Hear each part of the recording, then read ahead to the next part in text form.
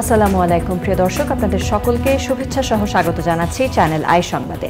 এখনকার সংবাদ আয়োজন নিয়ে আপনাদের সাথে আছি আমরা দুজন, আমি ফাবলিহা বুশরা, আমি খায়রুল বাশার। আর বিস্তারিত সংবাদের শুরুতে জানিয়ে দিচ্ছি ফ্রেশ প্রিমিয়াম টি সংবাদ শিরোনামগুলো। কিছু ভালো লাগে না শ্রেণী থেকে সতর্ক থাকতে প্রধানমন্ত্রী পরামর্শ, তরুণ প্রজন্মকে ভবিষ্যতের জন্য প্রস্তুত হওয়ার আহ্বান। আইনে সংস্কার এনে 5 ধাপে জাতীয় নির্বাচন করতে চায় ইসি, সরকারি দলের আধিপত্যের কারণে সংসদ অকার্যকর বলেছে টিআইবি।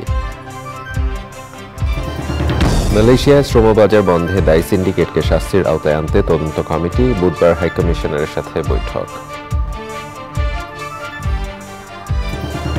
এবং ব্যবসায়ীদের সুবিধা দিতে নিত্যপণ্যকে বিলাসী দ্রব্য বানিয়েছে সরকার, বলছে সিপিডি। মূল্যস্ফীতি শ্রীলঙ্কার চেয়ে বেশি হওয়া লজ্জার মন্তব্য।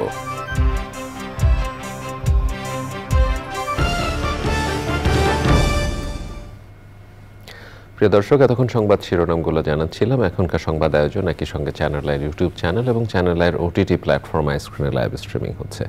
এবার নিয়ে যাচ্ছি বিস্তারিত আয়োজনে। বাংলাদেশে কিছু ভালো লাগে না নামে একটি শ্রেণী আছে, তাদের থেকে সতর্ক থাকার পরামর্শ দিয়েছেন প্রধানমন্ত্রী শেখ হাসিনা। আমার দেখা বঙ্গবন্ধু শীর্ষক ভিডিও চিত্র নির্মাতাদের পুরস্কার বিতরণী অনুষ্ঠানে প্রধানমন্ত্রী ইতিহাস থেকে শিক্ষা নিয়ে তরুণ প্রজন্মকে ভবিষ্যতের জন্য প্রস্তুত হতে বলেছেন। নীলাদ্রি শেখরের রিপোর্ট। বাঙালির অভিসংবাদিত নেতা জাতির পিতা বঙ্গবন্ধু শেখ মুজিবুর রহমানের সংগ্রামী জীবনচিত্র নিয়ে আমার দেখা বঙ্গবন্ধু শীর্ষক 1 মিনিট ব্যাপ্তির ভিডিওচিত্র নির্মাণ করেছে দেশের একঝাঁক তরুণ। প্রধানমন্ত্রীর সরকারি বাসভবন গণভবনে অনুষ্ঠানে জাতীয় পর্যায়ে প্রতিযোগিতায় অংশ নেয়া বিজয়ীদের হাতে পুরস্কার তুলে দেন প্রধানমন্ত্রী শেখ হাসিনা। বাংলাদেশ সৃষ্টির ইতিহাসে বঙ্গবন্ধুর অবদান তুলে ধরে প্রধানমন্ত্রী বলেন, তার পথ ধরেই আধুনিক রাষ্ট্র গড়ার কাজ করছে সরকার।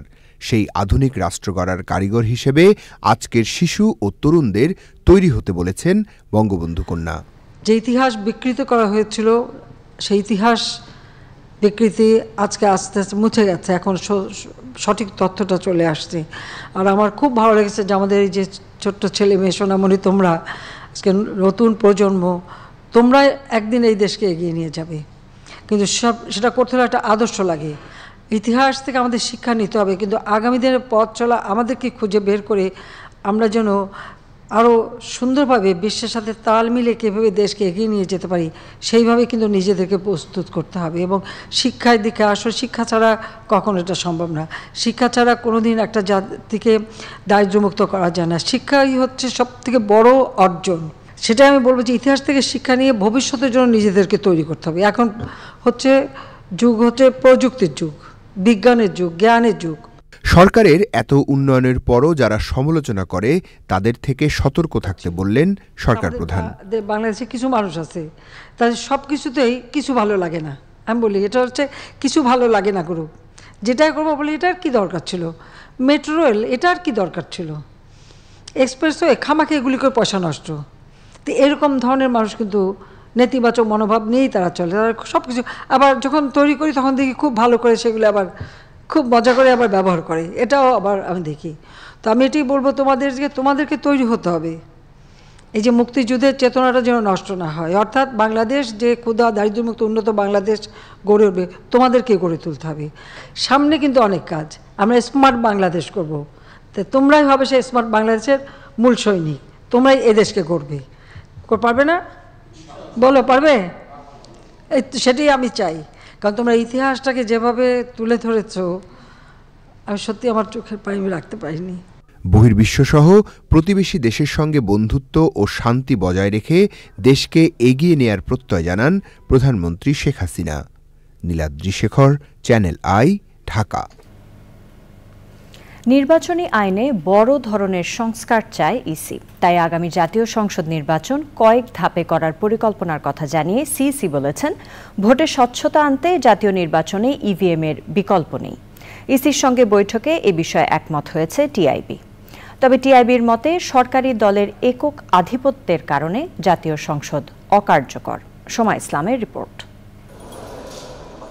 দ্বাদশ জাতীয় সংসদ নির্বাচনের আগে সিইসির সঙ্গে বহুবার বৈঠকের চেষ্টা করেও ব্যর্থ টিআইবিকে এবার নিজেই আমন্ত্রণ জানালো ইসি। বেলা 11টায় টিআইবির নির্বাহী পরিচালক ডক্টর ইফতেখারুজ্জামানের নেতৃত্বে একটি প্রতিনিধি দল ইসিতে আসলে তাদের সঙ্গে প্রায় 1.5 ঘণ্টা বৈঠক করেন সিইসি।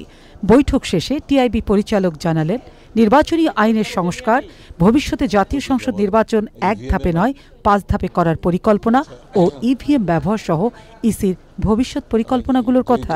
একটি প্রস্তাব প্রধান নির্বাচন কমিশনার ব্যক্তিগত করেছেন, আমাদেরও ঐকমত্য আছে বলে মনে করি। অ্যাটলিস্ট আমরা এই বিষয়টি ভাবতে পারি। সেটা হচ্ছে আমাদের যে নির্বাচন হয় একদিনে সারা দেশে, বিশাল একটা কর্মযজ্ঞ, সেটিকে ভেবে দেখা দরকার, যেটা সেটা না করে পর্যায়ক্রমে করা যায় কিনা। এবং প্রধান নির্বাচন কমিশনার এমনকি স্পেসিফিক্যালি বলেছেন, যদি 5 দফা হয় তাহলে নির্বাচন আরও সুষ্ঠুভাবে এবং বিশেষ করে ইভিএম যদি ব্যবহার করার ক্ষেত্রে রাজনৈতিক দলগুলির ঐকমত্য থাকে, তাহলে সেইটাকে ব্যবহারের মাধ্যমে সুষ্ঠু নির্বাচন, অংশগ্রহণমূলক নির্বাচন করা সম্ভব হবে বলে তাদের ধারণা।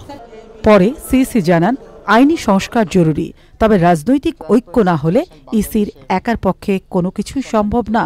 স্ট্যাগার্ড ইলেকশনের কথা আমরা বলেছিলাম। আমরা মনে করি যে আমাদের যে অভিজ্ঞতা, নির্বাচন কমিশন কাজের মাধ্যমে অভিজ্ঞতা অর্জন করে, আমরা যে অভিজ্ঞতাটা অর্জন করেছি, আমাদের কাছে মনে হয়েছে জাতীয় নির্বাচনটাকে যদি স্ট্যাগারিং করা যায় তাহলে ম্যানেজমেন্টটা অনেক সহজ হয়ে যাবে এবং ভোট কেন্দ্রগুলোকে অধিক সংখ্যক ফোর্সেস মোবিলাইজ করা, ডিপ্লয় করা সহজ হবে, মনিটরিংটা সহজ হবে, অধিক সংখ্যক পোলিং পার্সোনেল আমরা দিতে পারবো, সেদিক থেকে কিছুটা সহজ হবে। ইসির ভবিষ্যৎ পরিকল্পনাগুলো বাস্তবায়ন ও জনমত তৈরিতে টিআইবির কার্যকর ভূমিকা চেয়েছেন CEC. Soma Islam, channel i, Dhaka. গ্রামীণ টেলিকমে শ্রমিক কর্মচারীদের কল্যাণ তহবিলের 25 কোটি 22 লাখ টাকা আত্মসাতের অভিযোগে দুদকের করা মামলায় নোবেলজয়ী অর্থনীতিবিদ ডক্টর মোহাম্মদ ইউনুস সহ 14 জনের বিরুদ্ধে অভিযোগ গঠনের আদেশ আগামী 12 জুন ধার্য করেছেন আদালত। দুদকের আইনজীবী বলেছেন, আসামিদের বিরুদ্ধে আদালতে প্রমাণসহ নথিপত্র উপস্থাপন করেছেন তারা। শহীদুল্লাহ রাজুর রিপোর্ট। অর্থ আত্মসাতের অভিযোগে দুদকের করা মামলার অভিযোগ গঠনের শুনানিতে অংশ নিতে ঢাকা মহানগর দায়রা জজ আদালতে আসেন ডক্টর মোহাম্মদ ইউনুস। সকাল 10:30টার দিকে শুরু হয় শুনানি। এ সময় ডক্টর ইউনুস সহ অভিযুক্ত 14 আসামি মামলা থেকে অব্যাহতির আবেদন করেন। শুনানির শুরুতে ডক্টর ইউনুস ছাড়া বাকি আসামিদের লোহার কাঠগড়ায় দাঁড়াতে বলা হলে অন্যান্য আসামিদের সঙ্গে ডক্টর ইউনুসও কাঠগড়ায় দাঁড়ান। পরে তাদের এজলাসের সামনে বসানোর আদেশ দেন বিচারক। 3 ঘণ্টারও বেশি সময় শুনানি শেষে আসামিদের করা অব্যাহতির আবেদন খারিজ এবং আসামিদের বিরুদ্ধে অভিযোগ গঠনের আদেশ 12 জুন ঠিক করেন আদালত। কোনো দেবদেবী আমার উপর অসন্তুষ্ট হয়েছে, আমার উপর অভিশাপ করেছে, যে অভিশাপের কারণে আমরা এখানে আজকে দুর্নীতি দমন কমিশনে হাজির হয়েছি। এই অভিশপ্ত জীবনের ভেতরেও একটা শীর্ষবিন্দু আছে। আজকে এরকম একটা শীর্ষবিন্দুতে পৌঁছলাম আমরা। এই প্রথম লোহার খাঁচায় কাঠগড়াতে দাঁড়াতে হলো। ডক্টর ইউনুসের আইনজীবীর দাবি, উদ্দেশ্য প্রণোদিতভাবে মিথ্যা মামলায় ফাঁসানো হয়েছে আসামিদের। ডক্টর ইউনুসকে কিভাবে জড়ানো যায়, কিভাবে তাকে হেয় প্রতিপন্ন করা যায়, যে অভিযোগ করা হয়েছে, এই মামলা যদি সঠিকও ধরা হয়, এই মামলার যে ধারাগুলি আছে, এই ধারার কোনো সত্য ইনগ্রিডিয়েন্টস আইনগতভাবে আমার বিরুদ্ধে অপরাধ গঠন করে না। দুদকের আইনজীবী বলছেন, আসামিদের বিরুদ্ধে অভিযোগ গঠনের জন্য যথেষ্ট তথ্য প্রমাণ রয়েছে। 26 কোটি টাকা তিনি ট্রেড ইউনিয়ন এবং অন্যান্য লয়ার ফি সহ অন্যান্য ব্যক্তিদেরকে তিনি প্রদান করার যে অনুমোদন দিয়েছেন, সেটাই অপরাধ সংগঠিত হয়েছে।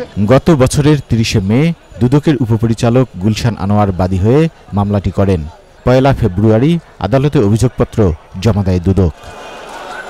Shahidullah Raju, Channel i, Dhaka.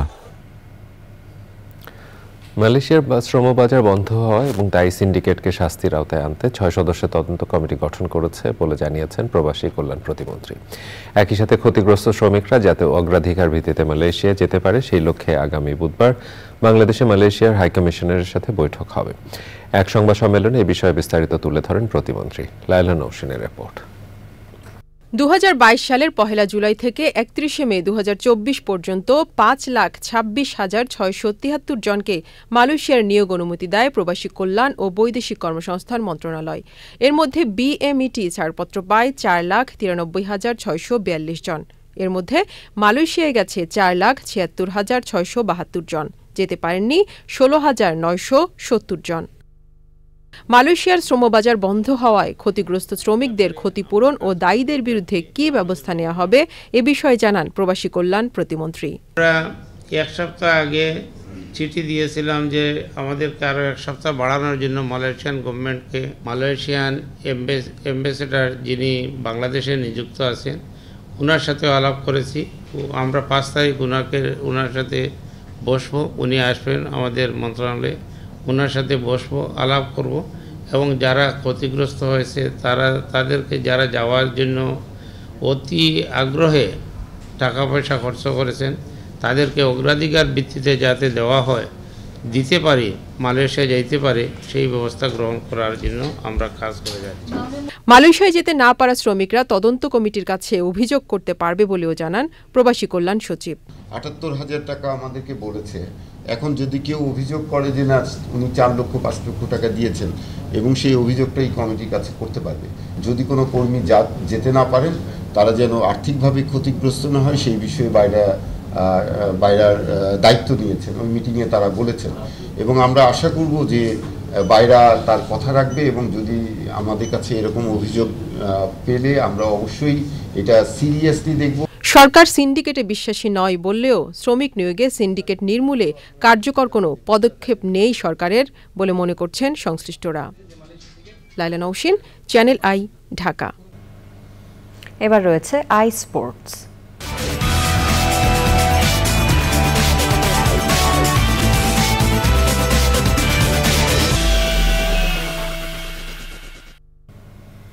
খেলাধুলার আপডেট নিয়ে আই স্পোর্টসে আছেন সহকর্মী রাহুল রায়, যাচ্ছি তার কাছে। রাহুল। বুশরা, আপনাকে ধন্যবাদ। দর্শক সবাইকে স্বাগত আজকের আই স্পোর্টসে। আর শুরুতেই নিউ কেয়ার টি-20 বিশ্বকাপ 2024।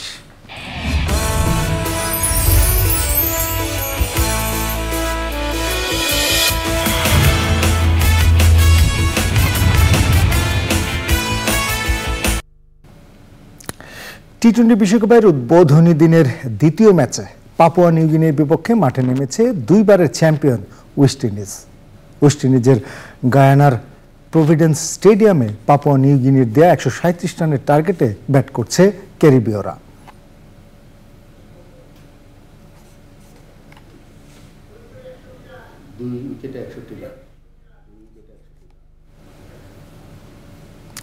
শেষ খবর পাওয়া পর্যন্ত ওয়েস্ট ইন্ডিজের সংগ্রহ 2 উইকেটে 61 রান।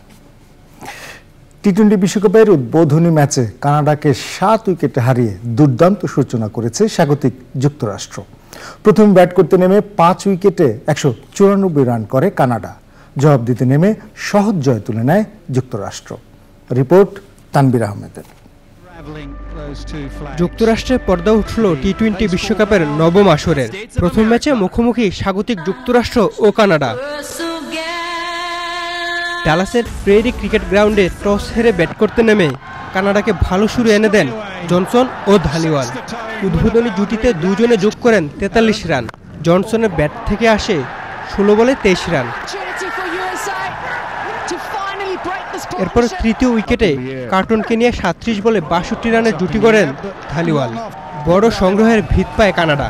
6 বাউন্ডারি আর 3টি 6-এর মারে ধালিওয়াল করেন 61 রান। টি-20 ক্যারিয়ারে প্রথম 50 তুলে নেন কার্টন। 31 বলে করেন 51 রান। শেষ দিকে মোভারের 16 বলে 32 রানের ইনিংসে 5 উইকেটে 194 রান করে কানাডা। টুর্নামেন্টে আইসিসির সহযোগী সদস্য দেশের এটি সর্বোচ্চ দলীয় স্কোর। জবাবে ব্যাট করতে নেমে 0 রানে স্টিভেন টেলরের উইকেট হারিয়ে চাপে পড়ে যুক্তরাষ্ট্র। তবে অ্যারন জোন্স ও আন্দ্রিসের 58 বলে 131 রানের অবিশ্বাস্য জুটিতে কঠিন লক্ষ্য ভেসে গেলে পাড়ি দেয় যুক্তরাষ্ট্র। আন্দ্রিস খেলেন 46 বলে 65 রানের ইনিংস। 10টি ছক্কায় অপরাজিত 94 রানের নান্দনিক ইনিংস খেলেন অ্যারন জোন্স। 7 উইকেট ও 14 বল হাতে রেখে সহজ জয় পায় স্বাগতিক যুক্তরাষ্ট্র। প্রথমবার বিশ্বকাপ খেলতে এসে প্রথম ম্যাচে জয় পেয়েছে যুক্তরাষ্ট্র। Tanvir Ahmed, sports desk, channel I. স্বাগতিক যুক্তরাষ্ট্র এবং কানাডার ম্যাচ দিয়ে শুরু হয়েছে ক্রিকেটের জমজমাট আসর টি-20 বিশ্বকাপ। প্রথম ম্যাচের আগে ছোট করে উদ্বোধনী অনুষ্ঠান হয়েছে। টসের আগে 10 মিনিটের অনুষ্ঠানে তুলে ধরা হয় টেক্সাসের স্থানীয় ঐতিহ্য। পাশাপাশি বিশ্বকাপের অফিসিয়াল মাস্কটও ছিল উদ্বোধনীতে। Just how exciting is it to see this World Cup finally kick? Huge, and I think to bring it to a place like the US where we saw the MLC, the excitement around. With the sides that they have ahead in Ireland, sides will know this is the big game. Oh, I think it was one of let's get out there and get. But here they are with the privilege of opening this in world cricket, and I sense that with the look on their faces. Say they'd have been comfortable doing. টি-20 বিশ্বকাপের পর্দা ওঠার পর উন্মাদনায় ভাসছে যুক্তরাষ্ট্র। Cricket নিয়ে বয়স্কদের চাইতে তরুণদের আগ্রহই বেশি। সে দেশের গণমাধ্যম বলছে আইসিসির ফ্যান জোনের গেমিং উপভোগ করছেন পর্যটক ও স্থানীয়রা। বিশ্বকাপ উন্মাদনা নিয়ে আদিল আহমেদ শানের রিপোর্ট। টি-20 বিশ্বকাপের উদ্বোধনী ম্যাচে কানাডার বিপক্ষে জিতে এমনিতেই উচ্ছ্বাসে ভাসছে স্বাগতিক যুক্তরাষ্ট্রের ক্রিকেট মদিরা। তার ওপর প্রথমবারের মতো আইসিসির মেগা ইভেন্ট যৌথভাবে আয়োজন করায় উন্মাদনার কমতি নেই মার্কিনীদের। 3টি ভেন্যুতে মোট 16টি ম্যাচ আয়োজন করছে যুক্তরাষ্ট্র। 7 জাতির 15 সদস্যের প্রবাসী বয়স্ক ক্রিকেটারদের নিয়ে বিশ্বকাপে দল সাজিয়েছে ইউএসএ। বিশ্বকাপ নিয়ে বাড়তি উন্মাদনা আমেরিকান তরুণ প্রজন্মের মাঝে।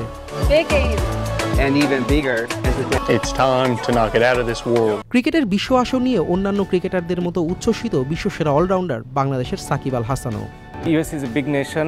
If they comes into cricket, I think it will be only get bigger and better for cricket. বিশ্বকাপ আসর ঘিরে ভক্তদের জন্য নিউ ইয়র্কের ফ্যান জোনে জড়ো হয়েছে বিভিন্ন দেশের নানান বর্ণের মানুষ। ফ্যান জোনে গেমিং এবং ছবি তুলে দুর্দান্ত সময় কাটাচ্ছেন পর্যটক ও স্থানীয়রা। We are a huge community in Dallas. In New York, it's exciting to see the hype that's been created here. I've never played this sport before, but I'm a swimmer, so I was kind of connecting the way that you throw it. I never knew that the bat was like that. It's like rectangular. বিশ্বকাপের উচ্ছ্বাস ও উন্মাদনা চলবে 29 June final পর্যন্ত। আদিল আহমেদ শান, sports desk, channel I. যুক্তরাষ্ট্র ও West ইন্ডিজে টি-20 বিশ্বকাপের C গ্রুপে New Zealand ও দুবারের champion West Indies তুলনামূলক শক্তিশালী দল হলেও আফগানিস্তানের স্পিন আক্রমণ খেলার মোড় ঘুরিয়ে দিতে পারে। পাপুয়া নিউগিনি ও প্রথমবারের মতো আইসিসির মেগা ইভেন্টে অংশ নেওয়া উগান্ডার মতো দলগুলো নিজেদের সেরা পারফরমেন্স দিয়ে বড় দলগুলোর বিপরীতে চমক দেখাতে প্রস্তুত। টি-20 বিশ্বকাপে ধারাবাহিক প্রতিবেদনে গ্রুপ সিতে দলগুলোর প্রস্তুতি নিয়ে জানাচ্ছেন রিয়াজ ইসলাম। ইতিহাসে প্রথমবারের মতো 20টি দল নিয়ে পর্দা উঠেছে টি-20 বিশ্বকাপের নবম আসরের। 4 ছক্কার লড়াইয়ে 4 গ্রুপের প্রতিটিতে 5টি করে দলের সবার লক্ষ্য সুপার 8। বিশ্বকাপের সি গ্রুপে যৌথ আয়োজক স্বাগতিক ওয়েস্ট ইন্ডিজের সাথে রয়েছে নিউজিল্যান্ড, আফগানিস্তান, পাপুয়া নিউগিনি ও আফ্রিকার দেশ উগান্ডা। ওয়ানডে ও টি-20 দুই ফরম্যাটে 2টি করে বিশ্বকাপ ট্রফি ঘরে তুলেছে এবারের আসরের কো-হোস্ট ওয়েস্ট ইন্ডিজ। বিশ্বকাপ স্কোয়াডে রয়েছেন আইপিএল মাতানো Andre Russell, Nicholas Pooran, Shai Hope, Alzarri Joseph, Shimron Hetmyer ও রোবম্যান পাওয়েলের মতো তারকারা। 2023 সালের ওয়ানডে বিশ্বকাপে অংশ না নিতে পারার গ্লানি টি-20 বিশ্বকাপ দিয়ে ঘোচাতে চায় ক্যারিবীয়রা। গ্রুপের হেভিওয়েট 2021-এর রানার্স আপ নিউজিল্যান্ড। দুর্দান্ত ফর্মে রয়েছেন আইসিসি টি-20 র্যাঙ্কিংয়ে 5 নম্বরে থাকা অধিনায়ক কেন উইলিয়ামসনের কিউইরা। বাহাতি pacer Trent Boult, Lockie Ferguson, Rachin রবীন্দ্রর মতো ক্রিকেটাররা পারফরমেন্সের ধারাবাহিকতা ধরে রাখলে টি-20 বিশ্বকাপে ট্রফি জেতার আক্ষেপ ঘোচাতে পারবে ট্রান্স তাসমান দেশটি। আইসিসি র্যাঙ্কিংয়ে 10, কিন্তু যে কোনো দলকে চমক দেখাতে ওস্তাদ আফগানিস্তান। টি-20 ফরম্যাটে নানা মঞ্চের ভয়ঙ্কর রশিদ খান, আজমতুল্লাহ, ওমর জাই, মোহাম্মদ নবী ও নবীনুল হকরা। 2021 সালের প্রথমবারের মতো টি-20 বিশ্বকাপ খেলে পাপুয়া নিউগিনি। সে আসরে 10 জন খেলোয়াড় এবারের বিশ্বকাপে দলে রেখেছে তারা। প্রথমবারের মতো আইসিসির কোনো টুর্নামেন্ট খেলার যোগ্যতা অর্জন করেছে উগান্ডা। বিশ্বকাপের মতো বড় মঞ্চে নিজেদের সেরাটা দিতে মুখিয়ে রয়েছে আফ্রিকা দেশটির ক্রিকেটাররা। রিয়াজ ইসলাম, চ্যানেল আই। বিশ্বকাপের আরও তথ্য নিয়ে এই মুহূর্তে নিউজ রুমের নিউ কেয়ার প্যাভিলিয়নে আছেন তানভীর আহমেদ। আমরা তানভীরের কাছে যাব। তানভীর, নতুন আর কি তথ্য আছে আপনার কাছে? রাহুল, একটু আগে আমরা নিউজে দেখতে পেয়েছি যে যুক্তরাষ্ট্র এবং কানাডার ম্যাচের আগে উদ্বোধনী অনুষ্ঠান ছিল। সেখানে ছোট করে 10 মিনিটের একটা পারফর্ম করেছে, টেক্সাসের ঐতিহ্যগুলো তুলে ধরা হয়েছে। কিন্তু আজকে টি-20 বিশ্বকাপের সহ আয়োজক দেশ ওয়েস্ট ইন্ডিজ তাদের ম্যাচের শুরুর আগে, পাপুয়া নিউগিনির বিপক্ষে ম্যাচের শুরুর আগে একটু জমকালো উদ্বোধনী আয়োজন করা হয়েছে। সেখানে পারফর্ম করেছেন টি-20 বিশ্বকাপের থিম সং গাওয়া শন পল। রাহুল, আমরা আরও জানিয়ে রাখি, আজকের ম্যাচে যুক্তরাষ্ট্র এবং কানাডার প্রথম উদ্বোধনী ম্যাচে থাকলেও আজকে বাংলাদেশের ম্যাচে ছিল। সেখানে অনফিল্ডিং আম্পায়ার হিসেবে দায়িত্ব পালন করেছেন বাংলাদেশের শরফুদ্দুল্লাহ ইবনে সৈকত। তিনি আজ 50টি ম্যাচের অনফিল্ডিং আম্পায়ার হিসেবে দায়িত্ব পালন করার পূরণ করেছেন এবং পাশাপাশি তিনি আজকের ওয়ানডে বিশ্বকাপেও ভালো আম্পায়ারিং করেছেন। পাশাপাশি আজকের ম্যাচে তার একটা চ্যালেঞ্জও রিভিউ নেওয়া হয়নি। তিনি বলাই যায় যে তিনি বাংলাদেশের জন্য একটু গৌরব অর্জন করেছেন। রাহুল, আমরা যদি আজকে টি-20 বিশ্বকাপের বাংলাদেশ টি-20 বিশ্বকাপে একটি চোট জর্জরিত টিম নিয়ে গিয়েছিল। তাসকিন আহমেদ বিশ্বকাপের আগেই চোটে পড়েছিল, তার দলে থাকা না থাকা নিয়ে অনেক শঙ্কা তৈরি হয়েছিল। আজকে কিন্তু বাংলাদেশের আরেকটি বাংলাদেশ দলের জন্য খারাপ খবর এসেছে। আজ বাংলাদেশের আরেক পেসার শরীফুল ইসলাম ইনজুরিতে আক্রান্ত হয়েছে। তিনি গতকাল ভারতের বিপক্ষের ম্যাচে হাতে চোট পেয়েছেন, সেখানে তিনি 6টি সেলাই লেগেছে এবং আমরা যতটুকু বিসিবি থেকে জানতে পেরেছি যে তিনি আগামী বাংলাদেশের যে প্রথম ম্যাচ রয়েছে শ্রীলঙ্কার বিপক্ষে 8 তারিখে সেটি মিস করবেন। পাশাপাশি আমরা এও জানতে পেরেছি যে তাসকিন আহমেদ ইতিমধ্যে সুস্থ হয়ে গেছেন, আশা করা যাচ্ছে তাকে আমরা প্রথম ম্যাচে পাবো। রাহুল, আরেকটা আমরা আপনাকে তথ্য জানিয়ে রাখি যে উগান্ডা প্রথমবারের মতো টি-20 বিশ্বকাপ খেলতে যাচ্ছে এবং সে উপলক্ষে টিম হোটেলে টি-20 উগান্ডা দলের সাথে দেখা করেছেন অস্ট্রেলিয়ার অধিনায়ক মিচেল মার্শ। সেখানে টি-20 উগান্ডার জার্সি মিচেল মার্শকে দেওয়া হয়েছে এবং তিনি সেখানে জার্সি পরে উগান্ডার প্লেয়ারদের সাথে ছবি তুলেছেন এবং আমরা জানি যে উগান্ডার আর অস্ট্রেলিয়ার জার্সি প্রায় সেম, হলুদ রঙের এবং সেখানে অস্ট্রেলিয়ার অধিনায়ক মিচেল মার্শকে হাস্যোজ্জ্বলে দেখা গেছে। আমরা এও দেখেছি যে গায়ানায়, ওয়েস্ট ইন্ডিজের গায়ানায় টি-20 বিগ বস গেইল টি-20 বিশ্বকাপের ট্রফির সাথে ছবি তুলেছেন এবং সেটি আইসিসি তাদের অফিসিয়াল ফেসবুক পেজে শেয়ার করেছে। আজকে এই ছিল আমার কাছে প্যাভিলিয়ন থেকে সর্বশেষ। আশা করি পরে প্যাভিলিয়নে আমরা নিউজ রুম থেকে সর্বশেষ তথ্য জানিয়ে দিতে পারবো। রাহুল। তানভীর, আপনাকে ধন্যবাদ। দর্শক, বিশ্বকাপের খুঁটিনাটি তথ্য জানাচ্ছিলেন আমাদের সহকর্মী তানভীর আহমেদ। টি-20 বিশ্বকাপের বি গ্রুপের প্রথম ম্যাচে সোমবার ওমানের মুখোমুখি হবে নামিবিয়া। বারবাডোজের ব্রিজটাউনে ম্যাচটি শুরু হবে বাংলাদেশ সময় ভোর 6:30টায়। এ নিয়ে টানা তৃতীয়বারের মতো টি-20 বিশ্বকাপে অংশ নিচ্ছে নামিবিয়া। তবে দু দলের লক্ষ্য থাকবে জয় দিয়ে আসর শুরু করার। দর্শক, এই ছিল আজকের আই স্পোর্টসে। ফিরে যাচ্ছি বুশরার কাছে। রাহুল, ধন্যবাদ আপনাকে। এবার প্রাক বাজেট 2024-25।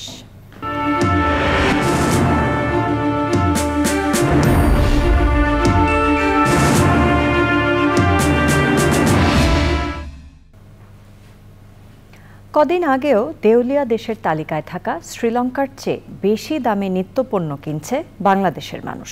প্রতিবেশী সব দেশ পারলেও মূল্যস্ফীতি কমাতে না পারার ব্যর্থতাকে রীতিমতো লজ্জার এবং দুঃখজনক বলেছে সিপিডি। গবেষণা সংস্থাটি মনে করে এক শ্রেণীর ব্যবসায়ীকে সুবিধা দিতে গিয়ে সরকার নিত্যপণ্যকে বিলাসী পণ্যের মতো দুর্লভ বানিয়ে ফেলছে। আগামী বাজেটে তাই উচ্চ প্রবৃদ্ধির পেছনে না ছুটে প্রকৃত চিত্র দেশবাসীর সামনে তুলে ধরে সামষ্টিক অর্থনীতি মেরামতের পরামর্শ দিয়েছে সংস্থাটি। রিজভি নওয়াজের রিপোর্ট। বাণিজ্য মন্ত্রণালয়ের তথ্য বলছে, খোলা সয়াবিন তেলের লিটার প্রতি দাম 147 টাকা, আটা 42 টাকা, সরু চাল 70 টাকা। বছর জুড়ে গড় মূল্যস্ফীতি 10% কাছাকাছি, খাদ্য মূল্যস্ফীতি আরও বেশি। বাজেটের আগে অর্থনীতির চিত্র তুলে ধরতে সংবাদ সম্মেলনে centre for policy dialogue CPD বলছে বিশ্ববাজারে এই মুহূর্তে প্রতি লিটার সয়াবিন তেলের দাম 105 টাকা। তাহলে দেশের বাজারে কেন 147 টাকা হবে প্রশ্ন সিপিডি। আমরা এতদিন পর্যন্ত যে দক্ষিণ এশিয়ার যে দেশের দিকে আঙ্গুল দেখাতাম যে ওদের মূল্যস্ফীতি এত বেশি আমাদের এত কম, সেই শ্রীলঙ্কার চেয়েও আমাদের মূল্যস্ফীতি এখন বেশি। সুতরাং এই যে আমাদের দুর্ভাগ্য যে আমরা মূল্যস্ফীতিকে একটা সহনশীল পর্যায়ে রাখতে না পারা, এটি কিন্তু আমি বলবো যে সরকারের একটা বড় রকমের ব্যর্থতা। যে চালটা দরিদ্র মানুষ বেশি নিয়ে থাকে সেই জায়গায় মূল্য বৃদ্ধির প্রবণতাটা বড় লোক যারা তাদের চেয়ে বেশি। আমরা মসুর ডাল এর ক্ষেত্রে আমরা বৃদ্ধি দেখতে পাচ্ছি 95 ভাগ, আমরা দেখতে পাচ্ছি বোতল সয়াবিন তেলের দাম বেড়েছে 56 ভাগ এবং পাম অয়েলের দাম বেড়েছে 106 ভাগ। এই দাম বৃদ্ধিগুলো কি আন্তর্জাতিক যে দাম তার সাপেক্ষে সাযুজ্যপূর্ণ? আমরা জানি না যে কি কারণে এই এত বড় মূল্য পার্থক্য, এবং এটা আমদানি পর্যায়ে ডিউটির যোগ করেও কিন্তু এই হিসেবটা মেলানো সম্ভব না। মানুষকে স্বস্তি দিতে অর্থমন্ত্রীর প্রতি সিপিডির পরামর্শ বাস্তবতার নিরিখে বাজেটে আয় ব্যয়ের লক্ষ্য নির্ধারণের। অর্থনীতি এখন উচ্চ প্রবৃদ্ধি ধরবার সময় নয়, অর্থনীতি এখন সামষ্টিক স্থিতিশীলতা আনার সময়, এবং তার জন্য যদি করতে হয় তাহলে অর্থনীতিতে অস্টারিটি মেজার নিয়ে সরকারি ব্যয়ের চাহিদা কমিয়ে আনা এবং সেই জায়গাতে বড় রকমের উদ্যোগ নেওয়া দরকার। আর্থিক খাতে অনাচার বন্ধে রাজনৈতিক নেতৃত্বের সর্বোচ্চ পর্যায়ের সদিচ্ছার প্রতিফলন দেখানোর আহ্বান সিপিডির। দরিদ্র মানুষের আরো বেশি সেবার প্রয়োজন রয়েছে। রিজভিন আওয়াজ, চ্যানেল আই, ঢাকা। প্রিয় দর্শক, সংবাদের এরপর জানিয়েছি একটি বিরতি। বিরতির পর জানিয়ে ফিরব।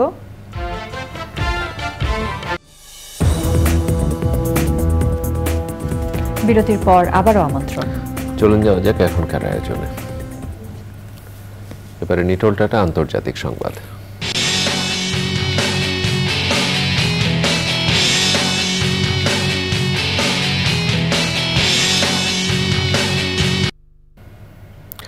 ভারতের লোকসভা নির্বাচনে প্রধানমন্ত্রী নরেন্দ্র মোদী নেতৃত্বাধীন এনডিএ জোট আবারও জয় পেতে যাচ্ছে বলে বুথ ফেরত জরিপে আভাস দেওয়া হয়েছে। ভারতে 1.5 মাস ধরে চলা নির্বাচনে সপ্তম ও শেষ দফার ভোট গ্রহণ শনিবার শেষ হওয়ার পরই গণমাধ্যমে বুথ ফেরত জরিপ প্রকাশ করা হয়। 12টি বুথ ফেরত জরিপ অনুযায়ী 543 আসনের মধ্যে ক্ষমতাসীন বিজেপি নেতৃত্বাধীন এনডিএ জোট 365টি আসনে জয়ী হতে পারে। ভারতে সরকার গঠনের জন্য প্রয়োজন হয় 272টি আসন। বুথ ফেরত জরিপের ফলে টানা তৃতীয়বারের মতো ক্ষমতায় যাচ্ছেন নরেন্দ্র মোদী। মঙ্গলবার লোকসভা নির্বাচনের ফলাফল ঘোষণা করা হবে। এবারে আইসক্রিন সাংস্কৃতিক সংবাদ।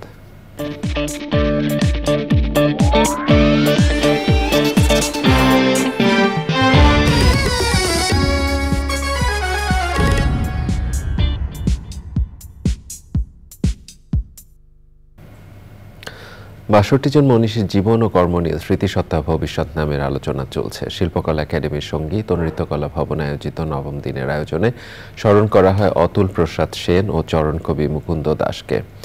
আলোচনায় প্রাবন্ধিক আজিজুর রহমান তুহিন বলেন, বাংলা গানকে নতুন দিক নির্দেশনা দেওয়া অন্যতম গীতিক কবি ছিলেন অতুল প্রসাদ সেন। আয়োজনে অতুল প্রসাদ সেনের জীবন ও কর্মের উপর নির্মিত 10 মিনিটের বিশেষ প্রামাণ্যচিত্র প্রদর্শিত হয়। এ সময় সংস্কৃতি বিষয়ক উপসচিব সারাবান তহুরা, শিল্পকলা একাডেমির সচিব সালাউদ্দিন আহমেদ সহ অন্যরা উপস্থিত ছিলেন। এবার রয়েছে কৃষি সংবাদ।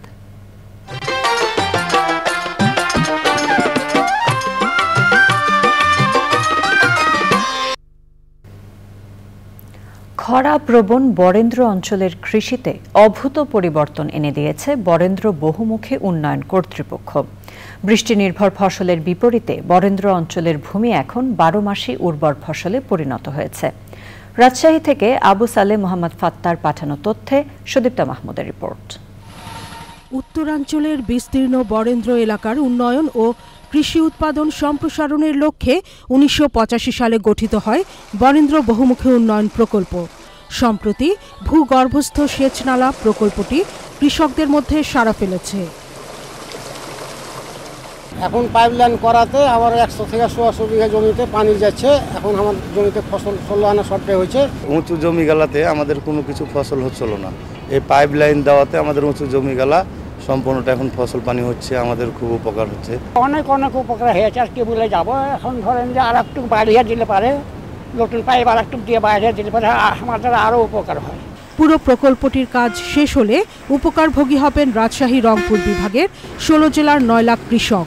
এই পাইপলাইন এক্সটেনশনের ফলে জমি এবং পানির অপচয় রোধ হয়েছে এবং 15,000 হেক্টর মতো জমি আমার অতিরিক্ত সেচের আওতায় আসছে। এই কার্যক্রম গ্রহণের ফলে কৃষকগণ মাটির তৈরি সেচ দেওয়ার পরিবর্তে সরাসরি যাদের জমিতে কোনো রকম পানির অপচয় ছাড়াই পানি পাচ্ছে এবং উঁচু নিচু জমিতে সেচের আওতায় আসছে এবং এই প্রকল্প বাস্তবায়ন হলে আমরা বছরে 3.60 লক্ষ টন অতিরিক্ত ফসল পাবো। প্রকল্পের আওতায় প্রতি বছর রাজশাহী ও রংপুর বিভাগের 16 জেলার 122টি উপজেলায় আবাদি জমির পরিমাণ বৃদ্ধি পাচ্ছে। এতে একদিকে খাদ্যের স্বয়ংসম্পূর্ণ হচ্ছে দেশ, অন্যদিকে বাড়ছে কৃষকের স্বনির্ভরতা। 2022 সালের এপ্রিলে শুরু হওয়া প্রকল্পের কাজ শেষ হবে 2026 সালে। Sudipta Mahmud, channel I. এবার প্রকৃতি সংবাদ।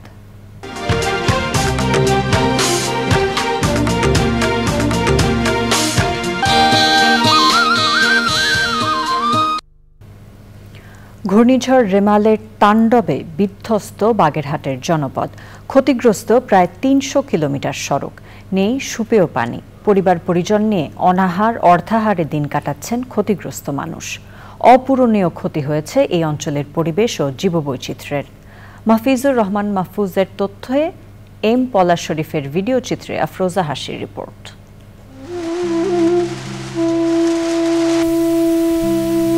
শক্তিশালী ঘূর্ণিঝড় রিমাল আর ভয়াবহ জলোচ্ছ্বাসে বিপর্যস্ত উপকূলীয় অঞ্চল বাগেরহাট। বসতবাড়ি স্থাপনা সহ ভেঙে পড়েছে যোগাযোগ ব্যবস্থা, উপড়ে পড়েছে বহু গাছ, মারা গেছে পশু পাখি বন্যপ্রাণী। রিমাল আর ভয়াবহ জলোচ্ছ্বাসে সর্বস্ব হারিয়ে পথে বসেছেন ব্যবসায়ীরা। আর্থিক সহায়তা পেলে ঘুরে দাঁড়ানোর আশা ব্যক্ত করেন তারা। আমার 1 লক্ষাধিক ইট ছিল, অর্ধেকেরই বেশি নদীর কবলে চলে গেছে। 6-7 লক্ষ টাকার ক্ষতি হয়েছে। ঘূর্ণিঝড়ে আমাকে ক্ষয়ক্ষতি হয়েছে খুব, রাস্তাঘাট বাড়িঘর ভেঙে গেছে। আপনার কাছে আমরা জানাচ্ছি এবং আমরা গরিবগুলো মানুষ আমাকে কিছু সাহায্য করবেন।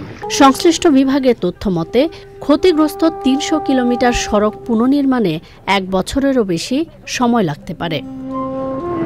ত্রাণ সরবরাহের পাশাপাশি ক্ষয়ক্ষতি নিরূপণে কাজ চলছে বলে জানিয়েছে প্রশাসন। ঘূর্ণিঝড় রেমালের ক্ষয়ক্ষতির পরিমাণ মোরেলগঞ্জে বেশি হয়েছে। ক্ষতি হয়েছে মৎস্য ঘেরে, সকল ঘেরি পানির নিচে ডুবে গেছে। ক্ষতি হয়েছে পোল্ট্রি খাতে, ক্ষতি হয়েছে শাকসবজি, কৃষি খাতে। আমরা সকলের পাশে আছি। সরকারের কাছ থেকেও আমরা নিশ্চয়তা পেয়েছি যেন একটি মানুষের জন্য অভুক্ত না থাকে। স্বাভাবিক জীবনে ফিরতে সরকারের পাশাপাশি বিত্তবানদের সহায়তার আহ্বান ক্ষতিগ্রস্ত মানুষের। আফরোজা হাসি, প্রকৃতি ও জীবন ডেস্ক, চ্যানেল আই। প্রিয় দর্শক, সংবাদের এই পর্যায়ে আবারও নিচ্ছে বিরতির পর জানিয়ে ফিরব। দেশের বৃহত্তম স্থলবন্দর বেনাপোল ও সমুদ্র বন্দর মংলার মধ্যে রেল যোগাযোগ শুরু, ট্রেন চলাচলে উচ্ছ্বসিত যাত্রীরা।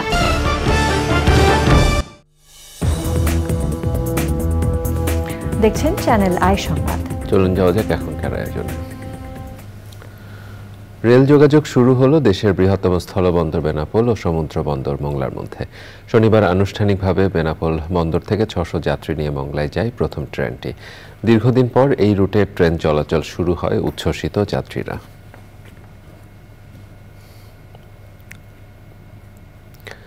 বাংলাদেশে নিযুক্ত চীনের রাষ্ট্রদূত ইয়াও ওয়েন বলেছেন, বাংলাদেশ ও চীনের মধ্যে মুক্ত বাণিজ্য চুক্তি এফটিএ সই হলে চীন থেকে আমদানি করা পণ্যে কর কমে যাবে। চীনা দূতাবাসে ফ্রি ট্রেড এগ্রিমেন্ট নিয়ে আয়োজিত সেমিনারে ইয়াও ওয়েন আরও বলেন, মূল্যস্ফীতি কমাতে দুই দেশের মধ্যে এফটিএ গুরুত্বপূর্ণ ভূমিকা রাখবে। কাঁচামালের দাম কমলে বাংলাদেশি রপ্তানি পণ্যের গুণগত মান বাড়বে বলে আশা করে তিনি বলেন, এতে বৈশ্বিক বাজারে এদেশের পণ্য প্রতিযোগিতায় টিকে থাকবে, ফলে রিজার্ভ বাড়বে বলে আশা করেন চীনের রাষ্ট্রদূত। এফটিএ বাস্তবায়ন হলে চীনের বিনিয়োগ বাড়বে বলে জানিয়ে তিনি বলেন, এতে দেশের কর্মসংস্থান সৃষ্টি হবে।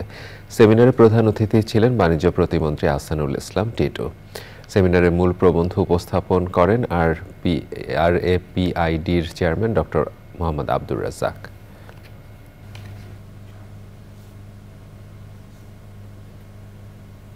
মার্কেন্টাইল ব্যাংক পিএলসির 25তম প্রতিষ্ঠাবার্ষিকী উদযাপন করেছে ব্যাংকটি। ব্যাংকটির প্রধান কার্যালয়ে এক অনুষ্ঠানে প্রধান অতিথি ছিলেন চেয়ারম্যান মোর্শেদ আলম। উপস্থিত ছিলেন ব্যাংকটির ব্যবস্থাপনা পরিচালক কামরুল ইসলাম চৌধুরী, ভাইস চেয়ারম্যান আলহাজ আকরাম হোসেন, আব্দুল হান্নান, নির্বাহী কমিটির চেয়ারম্যান MA খান বেলাল, রিস্ক ম্যানেজমেন্ট কমিটির chairman Anwarul Haque, mercantile bank securities লিমিটেডের chairman ASM Firoz Alam, mercantile exchange house UK লিমিটেডের চেয়ারম্যান M আমানুল্লাহ, পরিচালক আলহাজ মোশাররফ হোসেন ও মোহাম্মদ আব্দুল আওয়াল সহ ব্যাংকের ঊর্ধ্বতন কর্মকর্তারা।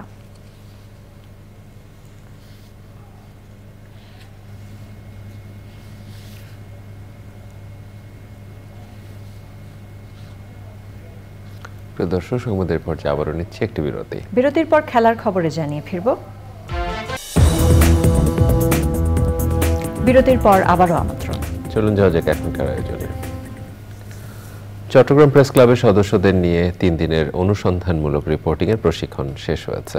প্রেস ইনস্টিটিউট বাংলাদেশ PIBর উদ্যোগে অনুষ্ঠিত প্রশিক্ষণ কর্মশালায় চ্যানেল আইয়ের প্রধান বার্তা সম্পাদক ও ভারপ্রাপ্ত CNE মীর মাসরুজ্জামান রনি সহ দেশের প্রথিত যশা সাংবাদিকরা প্রশিক্ষক হিসেবে উপস্থিত ছিলেন। সমাপনী অনুষ্ঠানে PIBর ব্যবস্থাপনা বোর্ডের চেয়ারম্যান এনামুল হক চৌধুরীর সভাপতিত্বে চট্টগ্রাম প্রেস ক্লাবের সভাপতি সালাউদ্দিন মাহমুদ রেজা, সিনিয়র সহসভাপতি চৌধুরী ফরিদ, সাধারণ সম্পাদক দেবদুলাল ভৌমিক, চট্টগ্রাম বিশ্ববিদ্যালয় সাংবাদিকতা বিভাগের অধ্যাপক ডক্টর মোহাম্মদ শহীদুল্লাহ, PIB সহকারী প্রশিক্ষক জিলহাস উদ্দিন নিপুণ, চট্টগ্রাম প্রেস ক্লাবের যুগ্ম সম্পাদক শহীদুল্লাহ শাহরিয়ার, প্রবীণ সাংবাদিক মাইনুদ্দিন কাদেরী শওকত, রফিকুল ইসলাম সেলিম, রেজা মুজাম্মেল সহ অন্যরা উপস্থিত ছিলেন। প্রথম পর্বের প্রশিক্ষণে 35 জন সদস্য অংশগ্রহণ করেন। চট্টগ্রামের প্রবীণ আইনজীবী, লেখক, গবেষক অ্যাডভোকেট মুকুল কান্তি দেব রচিত আমরা সাম্প্রতিক সময়ের স্মৃতিগুলো বইয়ের মোড়ক উন্মোচন ও প্রকাশনা অনুষ্ঠান হয়েছে। চট্টগ্রাম প্রেস ক্লাবে এই আয়োজনের প্রধান অতিথি ছিলেন হাইকোর্ট বিভাগের বিচারপতি মাহমুদুল হক। আরও ছিলেন চট্টগ্রামের সিনিয়র জেলা ও দায়রা জজ ডক্টর আজিজ আহমেদ ভুইয়া, চট্টগ্রামের প্রথম যুগ্ম জেলা ও দায়রা জজ আবু মোহাম্মদ নোমান, চট্টগ্রাম আইনজীবী সমিতির সাবেক সভাপতি অ্যাডভোকেট মাহবুব উদ্দিন আহমেদ ও অন্যরা।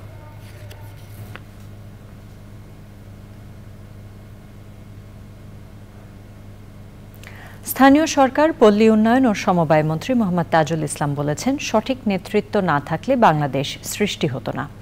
বাংলাদেশ পৌরসভা সমিতির উদ্যোগে গুলশানের হোটেল আমারিতে ডিজিটাল ওয়ার্কশপের উদ্বোধনী অনুষ্ঠানের আলোচনা সভায় প্রধান অতিথির বক্তব্যে উপস্থিত মেয়রদের তিনি একথা বলেন। বাংলাদেশ পৌরসভা সমিতির সভাপতি এবং নীলফামারী পৌরসভার মেয়র মোহাম্মদ দেওয়ান কামাল আহমেদের সভাপতিত্বে অনুষ্ঠানে আরও উপস্থিত ছিলেন স্থানীয় সরকার বিভাগের অতিরিক্ত সচিব AHM কামরুজ্জামান, পৌরসভা সমিতির মহাসচিব এবং মাদারীপুর পৌরসভার মেয়র মোহাম্মদ খালিদ হোসেন সহ অন্যরা। এবার খেলার খবর।